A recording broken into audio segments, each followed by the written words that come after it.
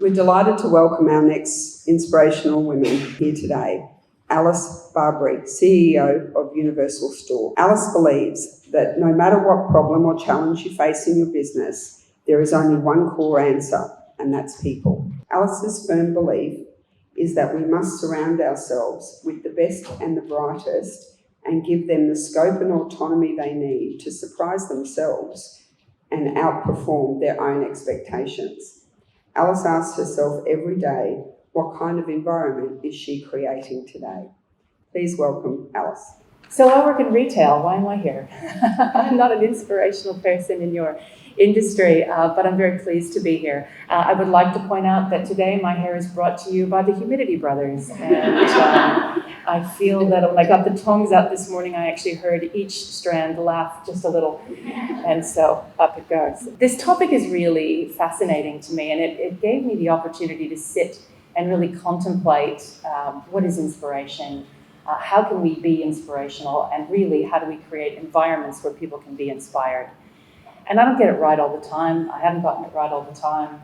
I think Maya Angelou said, when you know better, be better and do better. And so it's a consistent learning that we keep growing ourselves and growing our teams and businesses. But also, Crystal, you made me very grateful to the man that I married 28 years ago. I'm very old today. Because I knew I was going to marry him the day I told him that I had to work on weekends. And he said, well, that's your job, so good for you, I get it. Everyone else I'd ever dated up to then was, oh, this really cuts into my time.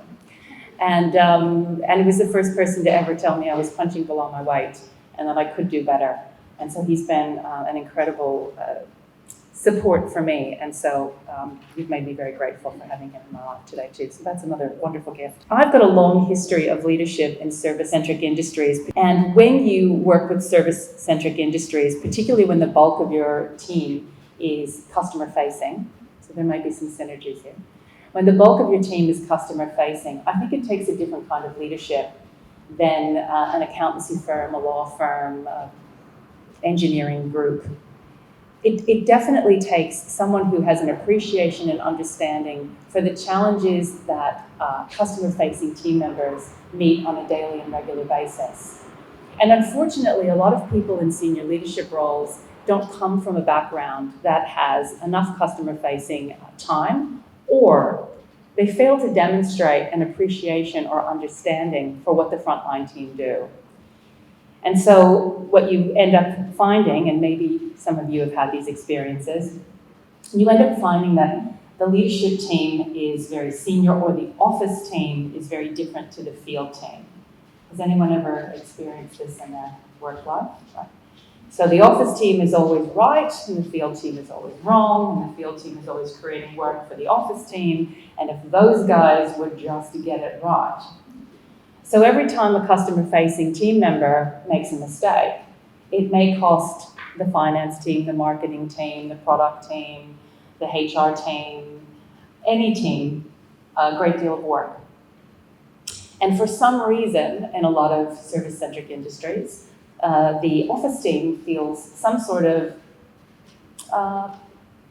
capability, or they feel that they have the right to get on the phone and be quite cruel to the customer-facing team members, that there seems to be this hierarchical situation that exists. And then we wonder why we get lousy service in stores. It's just such an ecosystem. And if there's one thing that I have definitely built into our organization and continue to strive to ensure that everyone who works in an office, whatever their role is, absolutely understands that when they pick up the phone to someone who's in the field in front of a customer, that they need to be gentle, they need to be open, they need to listen, they need to understand that that person may be in the middle of a stressful situation, and generate this sense of how can I actually help you so that you can then help others. And whilst that sounds like a simple thing and almost an incredibly basic thing, I've worked in many retail organizations in the US, the UK, and all through Australia and New Zealand, and I'd never seen it.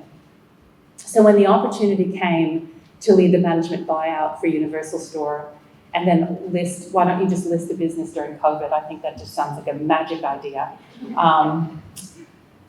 That was the key to the success of the organization, is the fact that we have an ecosystem where there are no hierarchical constraints and people are treated absolutely on par with one another. So how do you do that? And how do you make that happen? And how do you create environments where people can be inspired? You look at the symbols in your organization. So for instance, we have no assigned car parks. Over my dead body, will there be an assigned car park? Now I understand that if you're in a CBD business and there are 100 people and 5 car parks, you're going to have to assign them. In my situation, we've got about 90 people and 80 car parks. So today, when I go back to the office, if all the car parks are taken and I'm 2 blocks away, so be it. If a casual at the distribution center's got a better car park than me, so be it. I'm remunerated differently, and therein lies the difference in the risk of the job that we have, the impact on the job that we have, but our parking has to be symbolically clear that first invest rest. And if you think about other symbols within your organizations and businesses, it's around kitchens. It's around how visible leadership is. How often do people walk floors? How often do people ask about your kids or know your name or understand what your particular interests are or where you want to go in your business? Retail is also a catchment place for creative, interesting young kids who lack direction. So we have a couple of different cohorts that work in our industry, and maybe there's some synergies as well. We are an entrance for people who aren't really sure what they want to do, so they have a crack at retail. Now we do have our university students who are just looking for some money to supplement their income while they're studying, and that's how I found retail. And then there are those kids that didn't do that well at school, didn't have a clear path. Maybe they had a creative interest. Maybe they had a learning challenge.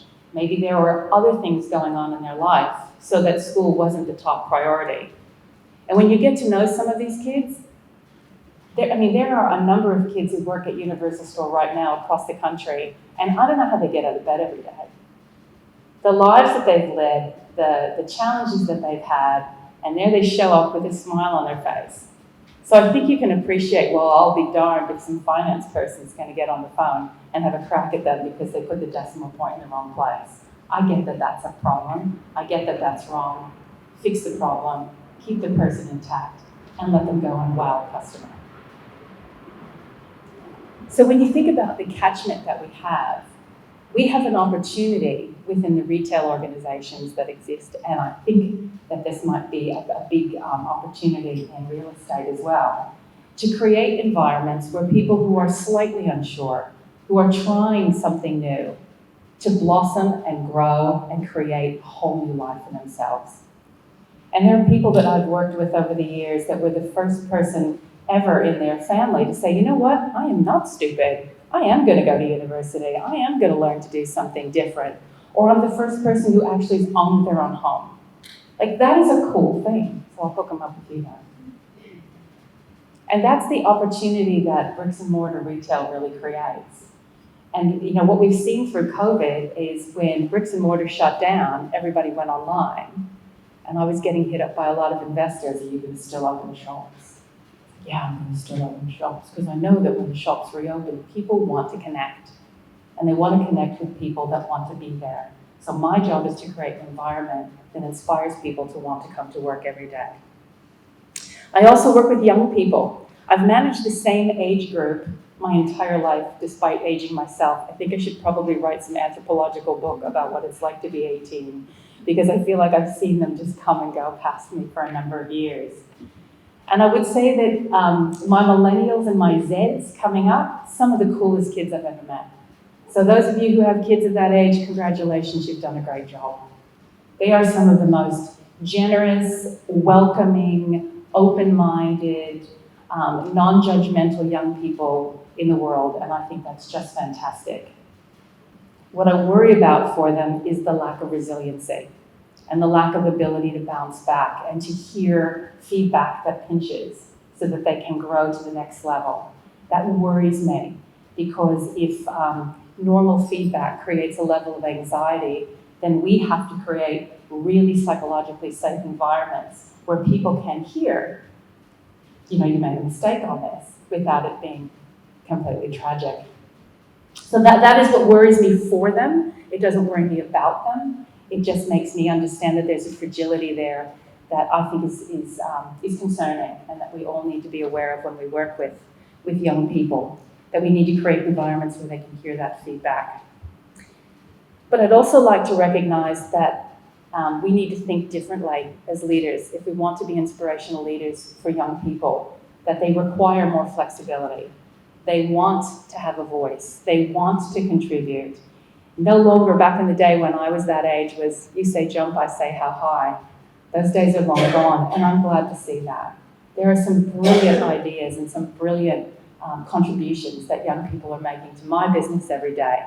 One youngie kind of put their hand up and said, I think we should have this new brand. I said, what should this brand be? And they said, I think it should be called Neovision. Isn't that the worst name you've ever heard? And I said, oh my God, how do I stop this without breaking their spirit? And I said, this is the worst name I've ever heard. We can't have this. I said, what are you thinking of doing? And there was this huge range. And they said, I said, well, what's the least expensive thing we can do? Socks. Okay. Well, just do a range of socks, and that'll pat them on the head, and off they'll go, and we'll never have to hear about this brand again. Socks sold out in a day. Got some more socks. Got some t-shirts. Got some caps. It's now men's wear and women's wear. It's flying out the door. We're getting all kinds of people requesting this brand. I don't know everything. Funny. So creating environments where young people can create brilliance, that inspires me. So I think the main thing is how do we remain inspired every day in our life? Because if we're not topped up, if we're not enthusiastic and excited about getting up and going to work every day, how on earth are we going to have other people enthusiastic and inspired? So one of the things that I've noticed, particularly with young women, although this is true for everyone, is when an opportunity to step up and apply for a job or accept a promotion comes along. I've had a number of young women in particular say, I don't know if I can do that. And when it comes down to it, in the conversations, I often hear, but I'm not charismatic. I'm not inspirational. I think you need to be those things to do that job. And this is why we need to stop talking about qualities and start talking about behaviors. So if each one of you can think of one person that you find inspirational, and I'll put a caveat on it, we don't need to be inspirational across the board in everything. I think Australia struggles with this.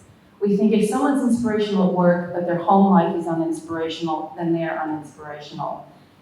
Putting anybody up on a pedestal to be inspirational in every aspect of their life is unfair, and that's like, idealistic. It's unfair. No one lives up to that. But if you can think of someone you've worked with in particular who's inspired you, hopefully you've all had one person that you've worked with that's inspired you. Can you think of what you found about them that was inspirational? Anybody want to share just anything about that person that was inspirational? You've got crickets. Yes? Their willingness to come back. Willingness to come back and try again. Love that. Thank you. So not giving up when they failed the first time or had a difficulty or a setback. I will wait you out. Do not say. Please. They haven't changed in their personalities, they've gotten more senior. Brilliant. So there's a consistency in their behaviour. And what behaviours in particular did you notice that were consistent? Inclusive. Stay inclusive. And how do they do inclusivity?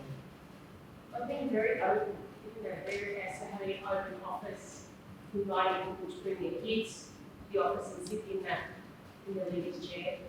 Awesome. They've tried to be open-minded, just inclusive. Inclusive. Thank you, because you've given me exactly the gold I'm looking for.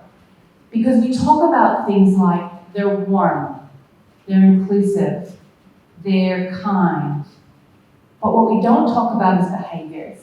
So when we dug into what did they do that demonstrated that consistency in behavior or that inclusivity, that's how we help people find their ability to be inspirational. Because if you say to me, be warm, I'm like, go outside the heat, what do you mean? Let's think about the actual behaviors of inclusivity, of warmth. Come back again when you've made a mistake, or don't give up the first time you've tried something and it didn't work. Continue to allow children in the office.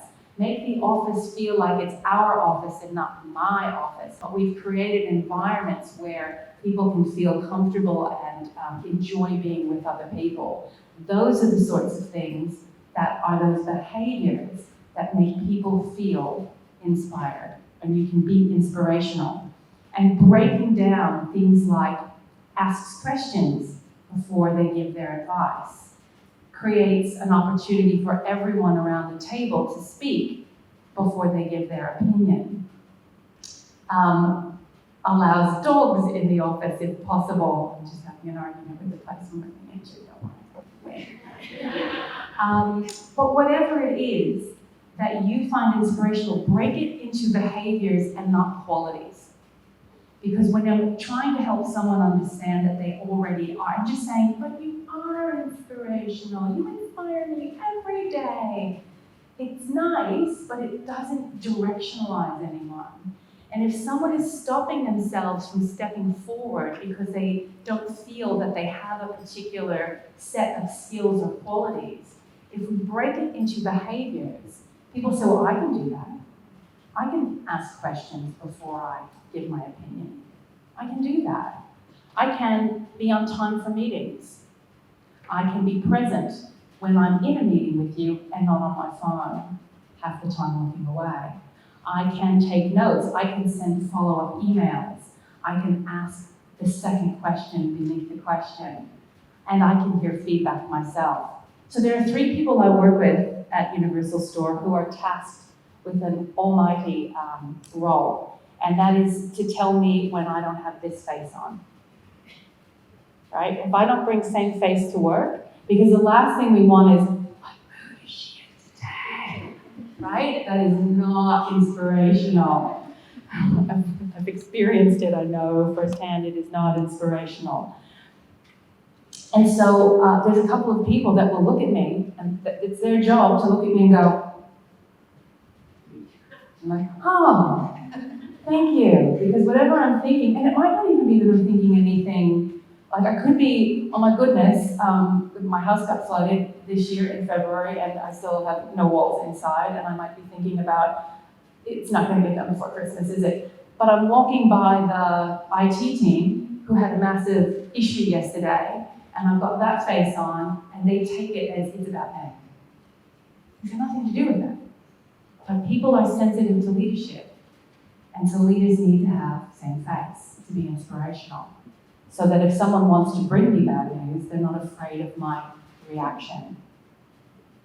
And another quality that I like to, set of behaviors that I like to coach is respond rather than react. Always respond rather than react. So respond means you have that moment of how I'm going to behave, and reaction is very much emotive. And it doesn't mean that we have to be robots to be inspirational. It means we need, especially in leadership roles, to be less scary. I think that's a really simple thing for us to do. So it is about environments that we create. And it's absolutely important that to be inspirational, you also need to look after yourself. And because this was about women, and we've got a lot of great advocates in the room today, so that's wonderful. So encourage the women in your lives, be they daughters, sisters, partners, friends, that if we're constantly making sure everyone else is cared for, then we actually crack, and then we become uninspirational. And how do we make our home lives feel inspirational? How do we bring same face to the home, not just the workplace? And that's also through self-care and making sure that we get our rest, we get our exercise, we get our time out, that we stand up for ourselves and we create environments for everyone else to feel that way as well. And what you teach younger women by the way you behave, and what you teach younger men by the way you behave, is incredibly empowering for all genders in our society to feel that they all have an opportunity to rise to their best level. And I think that that's what inspires me about going to work every day, that we are creating a place where people can learn about themselves, enter the workplace, be inspirational to their family members and their friends who maybe aren't in such a good place, and continue to develop themselves, because it is a unique environment. If a kid's really lost, they think I can get a job at a restaurant or a shop. And if we can catch that group of community members and really create environments that help inspire them to be their very best selves, then we're actually doing something much more important than selling jeans. And I think that that's pretty cool. And that's kind of why I really like my job so much. It's really not about the product, it's about the people. So I think that's really the message I wanted to share today. I'd be happy to answer any questions if anyone has any. Otherwise, I would like to say I think the kindest thing that anyone gives another person is a gift of their attention. And you've been very generous with me, and I hope that I've given you something today too. So thanks very much. The question I have is if there's a manager or someone in the room going into a business and they see that it's not as great as it could be. Oh yeah. How long do you think it takes for that wave to change a business? Yeah. I think a couple of things on that. So the first thing that needs to happen is it happens to me all the time. I travel around the country and I can go into a store and catch them on a really bad day. And sometimes there are stores that get out of hand, so I know that these things happen. The first thing I do is try and ask as many questions as possible to really understand how we got here in the first place. And to recognize that if I'm the leader, I played a part in this. Either through not spending enough time, not paying enough attention. It's really easy to externally blame when people aren't doing the right thing. But I always have to stop and say, what part did I play in this? And I think to have a really fierce conversation with the team member that you're talking to, or whether it be the leader of that branch or whomever it is that you're discussing that with, is help me understand how we got here and tell me what your plan is for improvement. And if the individual or individuals are the wrong people, then that's also my fault, because who put them in place? So we always play a part in everything that isn't going right. It can never be, you guys, you failed. It's, we have failed, and how are you going to fix it? And if you're not going to fix it, then it's up to me to find someone who can go into this environment and live up to the standards of the organization. But the same emotive level, it's the same emotion when I'm terminating someone as when I'm giving them the promotion, right? It's the same. It's feedback, and you know what? It pinches when someone is terminated. It pinches when someone gets a warning or a very difficult conversation is had. Just because I have to put the knife in, which sounds awful, but just because it's a horrible analogy. But what my point is, I don't get to twist it. Do you see what I mean? Just because I have to give you a piece of tough information doesn't mean it's ever okay for me to then get smart or clever or mean. And that makes it easier for them to hear what needs to be done. And then you can determine, do they want to be here and they just need help? Do they not want to be here and need to go? Because what's completely not okay is I don't want to be here, but I'm going to stick around anyway. And that's when you have to have those really strong conversations about, let me free you up for something you'll be good at. Have you ever just kind of come across one or two and gone, wow, you've got talent. You've got talent and when you spot that, how do you fast track them, or how do you move them forward at a at a rate that is good for them without offending the people beside them. I think if you manage everything forthrightly and honestly and kind of with a really open kimono, if you will, that you're never going to offend anyone, because the cream that's rising to the top, that's driving themselves forward, is obvious to everyone. And when someone says to me, well, how come I didn't get the job? I will say to them, talk to me about why you weren't the obvious choice. So I ask them, tell me why you weren't the obvious choice. And then you get some youngies who go, well, give me the job and I'll show you what I can do. And I'm like, oh, pet. Be the job before you take it. And I can use my own life example to say, everything I've earned, I was doing it before they gave me the gig. So let me help. So then you sit down with a plan and say, if this is what you really want to achieve, and this is one of my favorite sayings. You ready? Write this one down. Change what you want or change what you do. It's so simple and incredibly profound. Change what you want or change what you do. Don't tell me you want to be fit and not exercise. Don't tell me you want to lose weight and have that third glass of wine every night. Don't tell me you want to quit smoking but you bought another pack. Don't tell me that you want the next promotion but you didn't put in any extra effort into that presentation. Don't tell me. Either be content with as is, which is fine as well. It is fine to be content with what is, but don't have that internal struggle. Either change what you want or change what you do.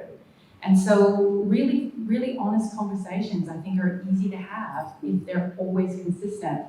So, have I found one or two amazing stars? I've found many. My head of product, who's been with the business for over 13 years, who has the same shareholding in the organization that I do, who came from stores. He was doing a degree at University of Queensland, and the day he graduated, I said, "You're going nowhere." And he said, "Oh, but you don't understand. I have to go work with PwC or KPMG." And I said, No. You're going nowhere. Let's just work out a plan. And my head of operations, who took the job from me, does the job better than I did it before, and I'm very open about the fact that she was much better at that job than I ever was, and came from stores as well, and finished high school, and that was the extent of her education, so we're just filling in the gaps for her. Hundreds of great kids, and some real ratbats too. I'm sure. The more the world gets high tech, the more people crave high touch. So we're seeing, more people getting massages, more people getting physical treatments and beauty treatments, and wanting to get into. I mean, just look at what COVID taught us. You close the shops and the restaurants, and the minute they open, people just want to be back in them. Yeah. Look, even meetings that people hated, they want to come to meetings again. So, it's been an interesting experience. You whinge about something, you have it taken away, and you want it back, crave it. All right. Well, thank you. Thank you, everyone, for taking the time today to be here and to be part of the inspirational network that has been created for Harcourts. Thank you, Alice.